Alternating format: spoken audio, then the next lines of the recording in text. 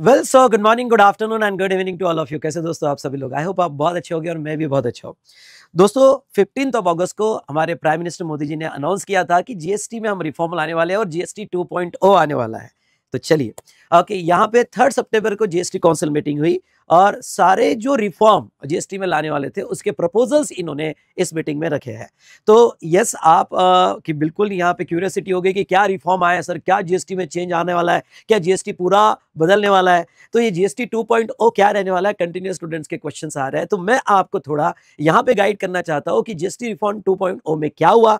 Okay, और हाँ, specially वो स्टूडेंट जो आगे मई 26 सितंबर 26 और जनवरी 27 के लिए क्लासेस की प्लानिंग कर रहे हैं, ओके, तो उनके लिए क्या इंपॉर्टेंट चेंज हुआ है।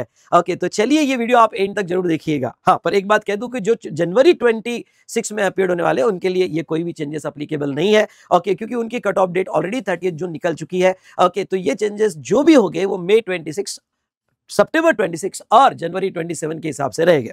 सो क्या सर बहुत चीज हो गया, क्या जीएसटी पूरा बदल गया? तो देखो दोस्तों, ये वीडियो एंड तक जरूर देखना तो आपको क्लियर गाइडेंस मिलेगा ओके कि आपकी प्लानिंग क्या हुई है और जीएसटी रिफॉर्म 2.0 क्या हुआ है। चलिए देखो, मैंने ये जो है प्रेस रिलीज यहाँ पे पीआईबी ओके जो प्रेस इंफॉर्मेशन ब्यूरो वहां से ये लिया है। तो ये कंप्लीटली ऑथेंटिकेटेड डॉक्यूमेंट है और जो मैं आज के सेशन में कहने जा रहा हूं ओके, ये आपको कहता हूं कंप्लीट ऑथेंटिकेशन के साथ कह रहा हूं, इसलिए ओके आप जो है इसको केयरफुल लेना और ये डॉक्यूमेंट के बेस पर मैं आपको एक्सप्लेन कर रहा हूं।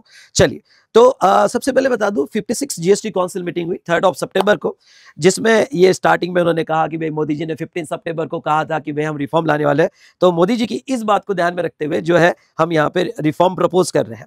रिफॉर्म में मेन क्या हुआ ओके, तो ये वाली बात मैं आपको ध्यान लाना चाहूंगा।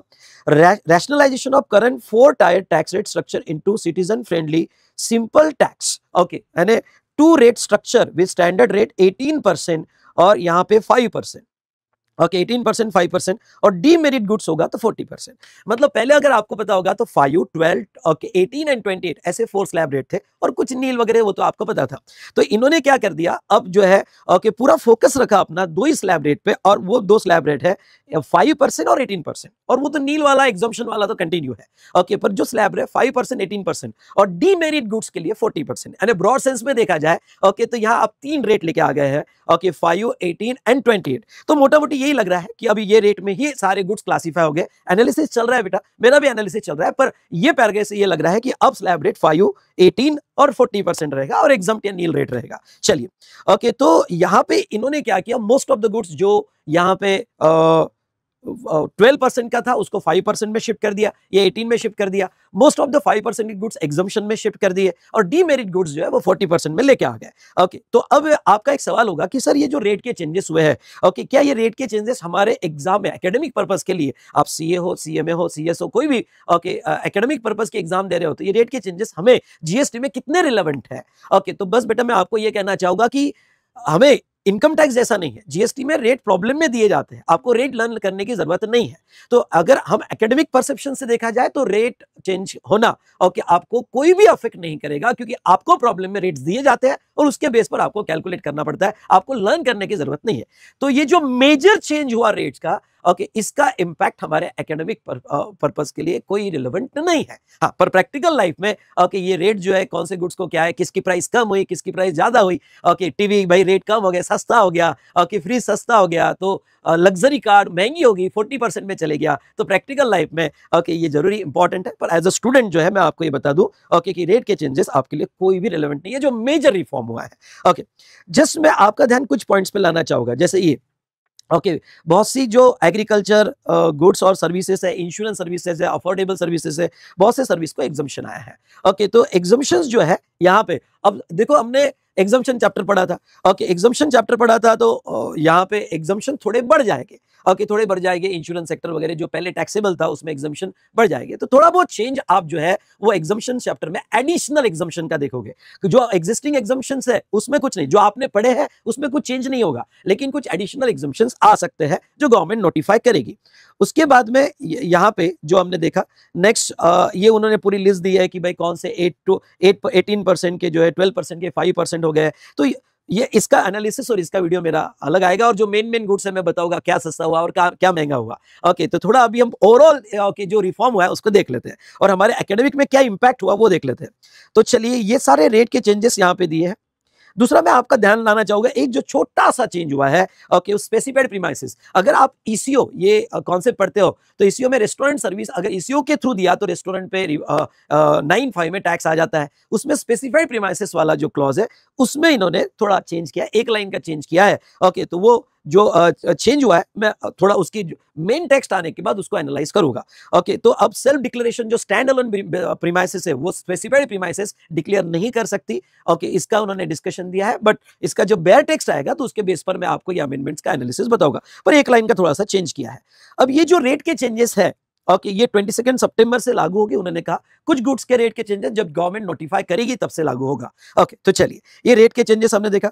जहां तक प्रोसेस रिफॉर्म है, तो प्रोसेस रिफॉर्म में क्या हुआ है, तो वो एनेक्सर 5 में, तो यहां पे उन्होंने दिया है कि एनेक्सर 5 वो प्रोसेस रिफॉर्म में आपको एक स्टेप बाय स्टेप एक्सप्लेन करने वाला हो। तो प्रोसेस रिफॉर्म में क्या हुआ है और वो हमारे सिलेबस में क्या चेंज करता है वो मैं आपको बताना चाहूंगा। ओके, तो वो एनेक्सर 5 है। हाँ, इस बार क्या किया, जीएसटी अपीलेट ट्रिब्यूनल जो एक्टिव नहीं था बहुत सा, ओके, तो जीएसटी अपीलेट ट्रिब्यूनल को अब ओके कंप्लीटली एक्टिव कर दिया गया है, और सितंबर एंड तक वो एक्टिव हो जाएगा, और केसेस अब ट्रिब्यूनल के पास एक्टिव सारी हो जाएगी। ओके, तो ये थोड़ा सा इन्होंने ओके बूस्ट किया रिफॉर्म के लिए।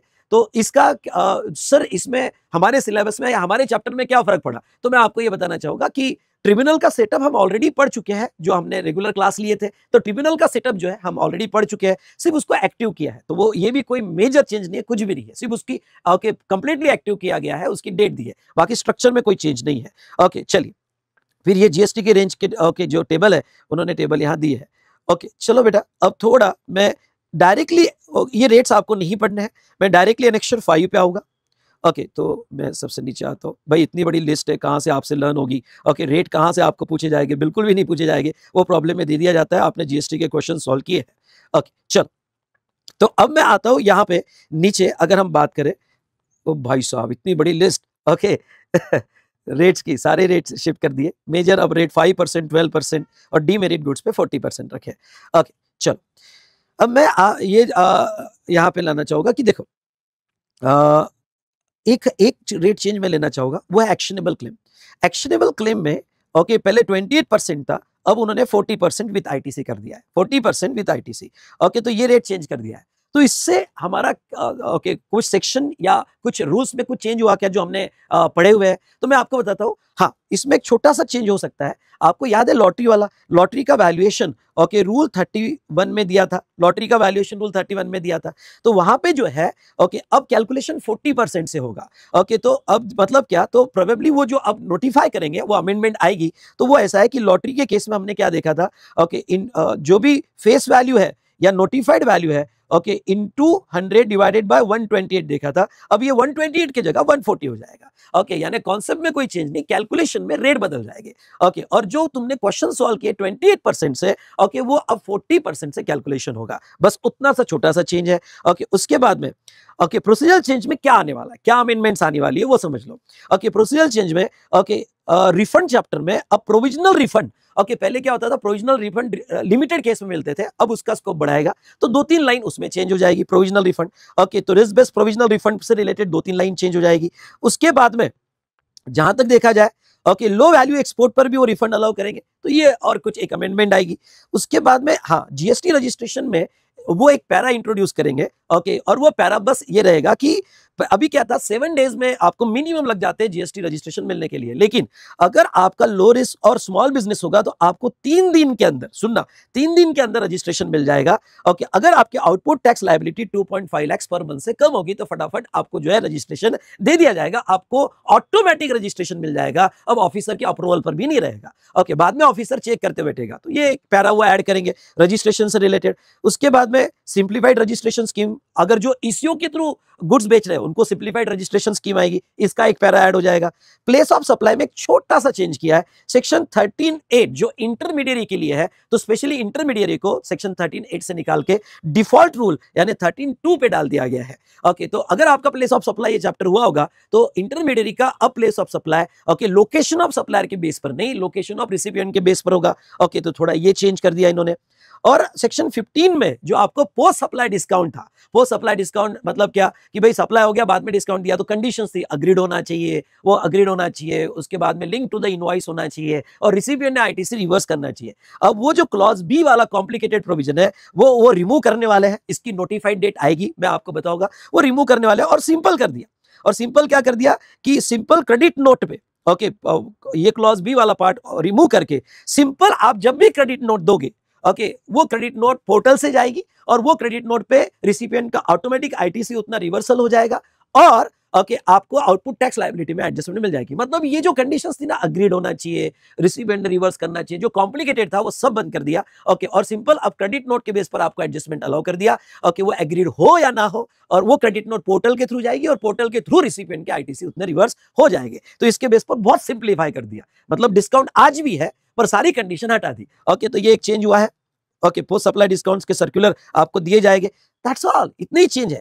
मतलब ये हुआ कि जो मेजर चेंज आया है जीएसटी रिफॉर्म 2.0 में, वो मेजर चेंज बेटा रेट्स पे आया है और रेट्स बहुत से प्रोडक्ट के 5% कर दिए। प्रैक्टिकल लाइफ में देखा जाए तो हाँ एक बहुत बड़ा रिलीफ है ओके कि 12 के 5 कर दिए, बहुत से 18 के 5 कर दिए। ओके, डीमेरिट गुड्स बढ़ा दिए। Okay, demerit goods luxury cards वगैरह टोबैको उसके जो बढ़ा दिए, एक्शनेबल क्लेम्स वगैरह की सर्विसेज के रेट उन्होंने बढ़ा दिए। तो चलिए ओके, यहाँ पे अगर हम एकेडमिक पर्पस के देखा जाए तो सर ओके हमें क्या इंपैक्ट हुआ है। ओके, आपके जो बेसिक सवाल होते हैं कि सर ओके हमने अभी ओके मई 26 के लिए, सितंबर 26 या जनवरी 26 के लिए क्लासेस ले लेना चाहिए क्या? बिल्कुल, जो अभी मेरी रेगुलर बैच चालू हुई और वो रेगुलर बैच आईडीटी का जो 15 जुलाई को स्टार्ट हुआ, आई रिपीट वो 15 जुलाई को स्टार्ट हुआ, आप वो क्लास बिल्कुल ले सकते हो जो हमारा अक्टूबर एंड तक खत्म हो जाएगा। आई रिपीट अक्टूबर एंड तक विद इन 140 आवर्स जो है 140 आवर्स में खत्म हो जाएगा, जो यहाँ पे मई 26 सितंबर 26 एंड जनवरी 27 के लिए है। ओके, आप बिल्कुल वो बैच ले सकते हो वो। ओके, और ये आपकी जो गिनकर 7-8 अमेंडमेंट्स है, जो 1-1.5 पेज की अमेंडमेंट्स होगी जो हमारे एकेडमिक पर्पस के लिए रिलेवेंट है, ओके वो मैं आपको कवर कर लूंगा बैच में, डोंट वरी फॉर दैट, वो बैच में कवर हो जाएगा।